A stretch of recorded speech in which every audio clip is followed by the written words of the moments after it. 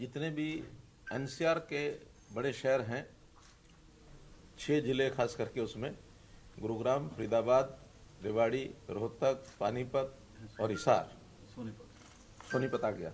तो इन 6 जिलों में सोशल गैदरिंग के नाते, चाहे वो पारिवारिक है, विवाह शादी है, या कोई सामाजिक, धार्मिक, राजनीतिक है, किसी प्रकार की गैदरिंग में कोई भी जो हॉल, कम से कम जहाँ 100 की संख्या का स्पेस है, तो वहाँ 50 लोग ही एकत्र होंगे, इससे ज़्यादा नहीं।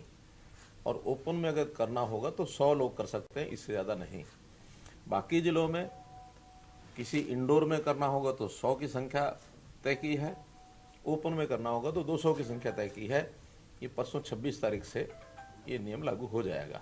तो मैं अपील भी करूंगा हरियाणा की जनता से कि इनके ऊपर, इन सब बिंदुओं पर वो थोड़ा सा कोरोना के फैलाव को रोकने की दृष्टि से ये पग उठा रहे हैं, इसलिए इसमें वो सहयोग करें, क्योंकि कोरोना से बचाना है तो लोग स्वयं अपनी जितनी सावधानी बरतेंगे उतना ही बचाया जा सकता है। तो इस प्रकार से एक ये निर्णय हमने किए हैं। इसी में दूसरा विषय था कि वैक्सीन, जिसका भारत देश में भी 2 प्रकार की वैक्सीन का निर्माण होकर के उसका ट्रायल चल रहा है। दुनिया के कई देश भी वैक्सीन बना रहे हैं। तो हमारे ट्रायल का 3rd फेज इस समय शुरू हुआ है। बहुत जल्दी 3rd फेज समाप्ति के बाद ये आम नागरिक के लिए भी उपलब्ध हो, तो इसके लिए भी आज योजना रचना बनाने के लिए कहा है। उसके अंदर कैटेगरीज तय करेंगे कि कौन सी कैटेगरी को पहले, क्योंकि एक साथ देश में 130 करोड़ लोगों के लिए वैक्सीन उपलब्ध कराना संभव भी नहीं है। तो पहले चरण में जिनके लिए बहुत आवश्यक है, ऐसे जो हेल्थ केयर वर्कर्स हैं, ऐसे सब लोगों को पहले चरण में दी जाएगी, ताकि हेल्थ केयर वर्कर्स की इसमें से बचाव करना, उनको सुरक्षित रखना, यह पहले चरण में किया गया है। ऐसे ही दूसरे चरण में और जो पब्लिक की लाइफ की जो सर्विसेज हैं, जो आवश्यक हैं, ऐसे देश भर में इसको तय किया गया है। तीसरे में जो बाकी लोग हैं उनको आयु के अनुसार 2 चरण उसके बनाए हैं। तो 4 ऐसे कैटेगरीज बना करके, और ये सारे 130 करोड़ लोगों तक वैक्सीन पहुंचे, ये एक टारगेट है। अब उसका एकदम निश्चित जो प्रोग्राम है वो बाद में दिया जाएगा कि कब तक वो वैक्सीन का ट्रायल समाप्त होगा और कब वो उपलब्ध होगी और कब से शुरू करेंगे। इसके लिए स्टेट की स्टीयरिंग कमेटी है, स्टेट टास्क फोर्स है, डिस्ट्रिक्ट टास्क फोर्स है। सुझाव तो है कि ब्लॉक तक की टास्क फोर्स बनाई जाए, ताकि हर एक व्यक्ति तक उस वैक्सीन का जो इंजेक्शन है वो पहुंच सके। ये सारी फॉर्मेलिटीज़ पूरी करने के लिए कहा गया है। तीसरा विषय है कि जो मैं जनता से अपील करना चाहूँगा, किसानों से भी अपील करना चाहूँगा कि अभी जो किसान संगठनों ने दिल्ली कूच का जो एक आह्वान किया हुआ है, हम उसको उचित नहीं मानते हैं।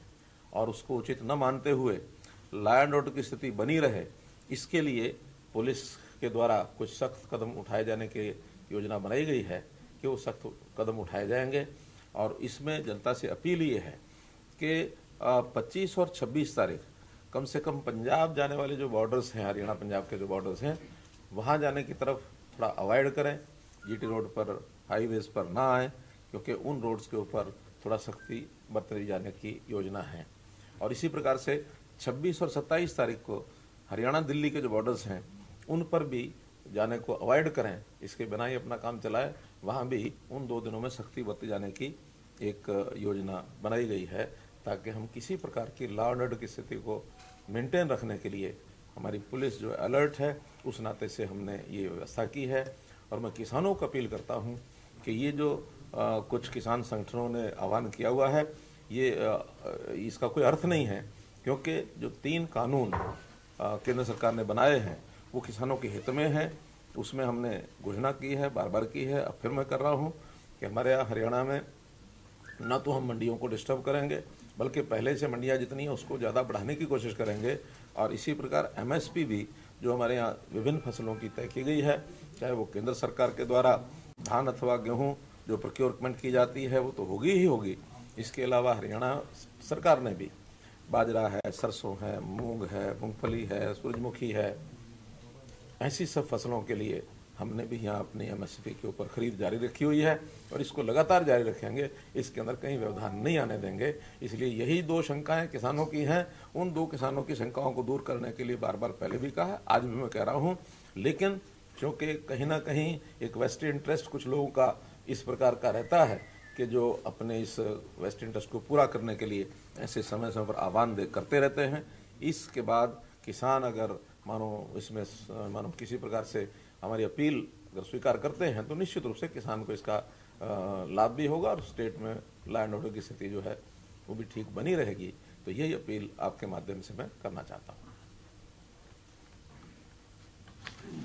सर, इसमें कोई जिस तरह से हिमाचल ने रात का कर्फ्यू करा है और कई जिलों में जैसे पार्टली एरियाज में जो बंद करने की बात है, हरियाणा में अभी कोई जो प्रभावित एरिया आपने बताए हैं कि नाइट कर्फ्यू या फिर कोई समय पे कुछ समय के लिए जैसे वहाँ पर कुछ टाइम के लिए से बंद करने वाली बात हो ताकि मूवमेंट ना हो? ऐसा हमको लगता है कि नाइट कर्फ्यू आदि लगाने का कोई बहुत बड़ा उपयोग लगता नहीं है, क्योंकि रात को तो वैसे भी कोई इस प्रकार की गैदरिंग ज़्यादा होती नहीं है। अगर होती है तो फंक्शंस में होती हैं, चाहे वो सोशल फंक्शंस हैं, पारिवारिक हैं, राजनीतिक हैं। इन फंक्शंस के ऊपर हमने जो थोड़ा सा किया सकती तो उससे ही काम ये चल सकता है। रात्रि कर्फ्यू में या हरियाणा में इस प्रकार की कोई चीज़ ज़्यादा नहीं होती कि रात्रि को बहुत ज़्यादा लोग निकलते हैं। कहीं कहीं निकलने की ज़्यादा जो एक स्वभाव है लोगों का, जैसे मानो गुजरात में, क्योंकि वहाँ मौसम इन दिनों में भी ऐसा होता है कि रात को लोग खूब बाहर निकलते हैं। उन्होंने रात्रि कर्फ्यू लगाया तो उनके यहाँ इसका लाभ मिल सकता है। हमारे यहाँ हरियाणा में सर्दी के दिनों में रात्रि कर्फ्यू का कोई बहुत बड़ा लाभ नहीं है।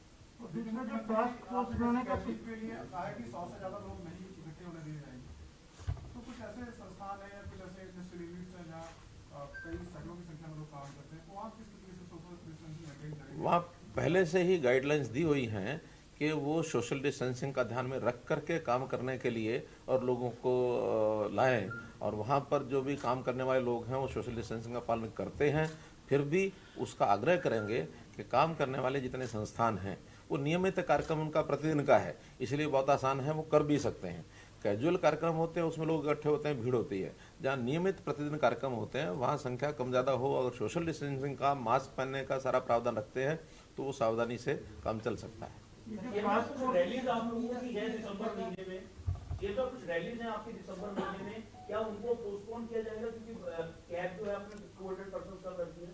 अभी तो उसमें समय काफ़ी है, तो उसका विचार करेंगे।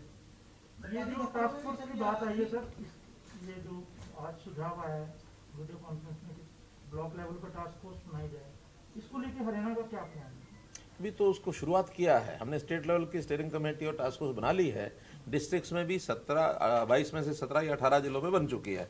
ब्लॉक लेवल की अब बनेंगी, क्योंकि विषय कुछ दिनों से शुरू हुआ है कि इसकी डिस्ट्रीब्यूशन वैक्सीनेशन की अभी तो कोई एकदम डेट उसकी तय नहीं है, लेकिन पूर्व तैयारियां उसकी करने के लिए कहा गया, वो हम सब कर रहे हैं। सर एक बात और है कि जैसे महाराष्ट्र ने कह दिया कि दिल्ली से आने वाले सभी को जो है अपना कोविड टेस्ट करा के जाना पड़ेगा, वो भी 72 घंटे पहले। तो आप तो दिल्ली के बिल्कुल सभी रहते, चारों तरफ से आपका एरिया घिरा हुआ है, तो आप लोग भी ऐसे भी प्लान कर रहे हैं कि ताकि लोग टेस्ट करा के आए इलाके में? हम लोग अपने जो बॉर्डर्स हैं दिल्ली के साथ जुड़े हुए हैं, वहाँ हमारी टेस्टिंग सब चल रही है, और वो टेस्टिंग हम ये जो एंटीजन टेस्टिंग है वो सबकी होती है। उसमें जो पॉजिटिव यानी जो सिम्टोमेटिक होते हैं उनकी फिर दूसरी RT-PCR वो टेस्टिंग फिर बाद में उसकी रीटेस्ट कराते हैं, ताकि कोई प्रभावित व्यक्ति पॉजिटिव निकलता है तो उसको फिर अलग करते हैं। बॉर्डर्स के ऊपर हमारी सारी व्यवस्थाएं चल रही है। सर 2000 केसेस आ रहे हैं डेली, अभी हरियाणा कौन सा स्टेट है? मैंने बताया ये थर्ड वेव चल रही है, बल्कि ये 2000 तो अब कम हो गए हैं। इससे पहले तो ये एक दिन तो शायद 3000 हो गए थे, 3000 भी टच कर गए थे। अब ये 2021 है तो अपने में अभी ज़्यादा है। फिर भी हमारा जो पॉजिटिविटी रेट जो आ रहा है वो 6.8 समथिंग आ रहा है, जो कुछ प्रदेशों में तो ये दिल्ली में 10% से ऊपर आ रहा है। दिल्ली में एक समय था 16% पॉजिटिविटी रेट हो गया था, तो इसलिए हमारा दिल्ली से कम है, फिर भी ओवरऑल 6.8 ज़्यादा है। अगर ये और 4-5 तक आता है तो मैं समझता हूँ नॉर्मल स्थिति आएगी। सीएम साहब, एक कांग्रेस का क्वेश्चन है that is not related to covid. Congress को आईटी डिपार्टमेंट ने 100 करोड़ का जो एआईसीसी को फंड किया है, कोई मध्य प्रदेश की कंपनी है, तो कांग्रेस को आईटी डिपार्टमेंट उसको इन्वेस्टिगेट कर रहा है। तो how do you feel that national has case में पहले Gandhi is already there under the scanner of IT, now another case has come up and Times Now has broken this story. ये पैसा हरियाणा से गया है क्या? नहीं नहीं नहीं, हरियाणा से नहीं गया, हाँ, ये तो कोई मध्य प्रदेश की कंपनी है, लेकिन just want to take your ये ऑल इंडिया लेवल के जो विषय होते हैं केंद्र सरकार सब पर ध्यान रखे हुए है और वो निश्चित रूप से इसका कोई ना कोई संज्ञान लेगी केंद्र सरकार, ऐसा मेरा विश्वास है। सर एक सवाल, अभी हाल ही में जो जानकारी आई कि जो लोग मास्क नहीं पहन रहे हैं उनसे सरकार को अच्छे पैसे आए हैं, क्योंकि लगभग ये माना जा रहा है कि एक जिले में 10 करोड़ रुपए की दर है। ऐसा कोई आंकड़ा है सर आपके पास कि मास्क न पहनने वालों से कितना चलान वसूला गया? ऐसा लगभग मुझे लगता है कि कोई 24-25 करोड़ रुपया इकट्ठा हुआ है। लेकिन देखिए, मास्क न पहनने वाले से जुर्माना लेने का कोई हेतु पैसा इकट्ठा करना नहीं होता है, वो तो एक डेटरेंट होता है कि लोग जो है उसको थोड़ा सा प्रभावित हो, मास्क जरूर पहने। हम साथ में मास्क उनको देते भी हैं, बांटते भी हैं, चलान भी करते हैं, साथ में उनको कहते हैं 5 मास्क लेकर जाओ, और जो चालान के साथ उसको 5 मास्क दिए जाते हैं। हमने पीडीएस दुकानों पर मास्क रखे हैं, उनको भी देते हैं, अर्बन लोकल बॉडीज के माध्यम से भी मास्क उनको देते हैं। मास्क लेने के बाद भी लोग पहनते नहीं हैं, इसलिए स्वभाव बने मास्क पहनने का, उसी लिए है। कोई इसका हेतु कोई चुनाव यानी कोई पैसा इकट्ठा करके कहीं लेने का ऐसा अर्थ नहीं है उसका।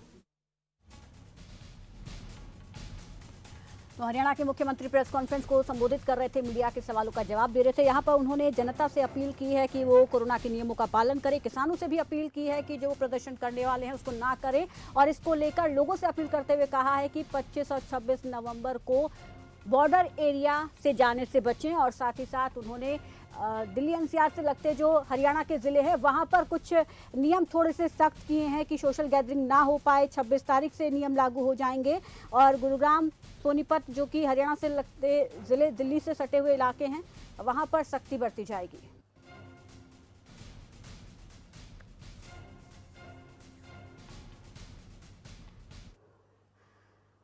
चलिए अब आगे आपका डॉक्टर में